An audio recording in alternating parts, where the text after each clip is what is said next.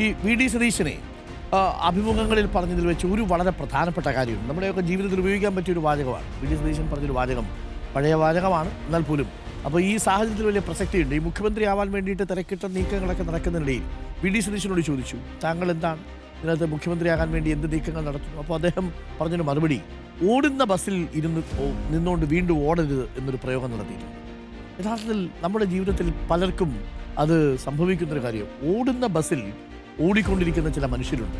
യഥാർത്ഥത്തിൽ നമ്മുടെയൊക്കെ ജീവിതവും ഒരർത്ഥത്തിൽ അങ്ങനെയാണ്. ചിലർ ഓടുന്ന ബസ്സാണെങ്കിൽ പോലും അതിൽ കിടന്ന് ഓടും, അനാവശ്യമായിട്ട് ഓടും. നിങ്ങൾ എത്ര ഓടിയാലും ആ ബസ് നിർത്തുമ്പോൾ മാത്രമേ നിങ്ങൾക്ക് എവിടെയെങ്കിലും എത്തിച്ചേരാൻ പറ്റൂ. പക്ഷെ പലരും ഇതറിയാതെ അനാവശ്യമായിട്ടുള്ള തിടുക്കം കൂട്ടും. ആ തിടുക്കം കൂട്ടി വല്ലാത്ത സ്പീഡിൽ കാര്യങ്ങളെല്ലാം നശിപ്പിക്കുകയും ചെയ്യും.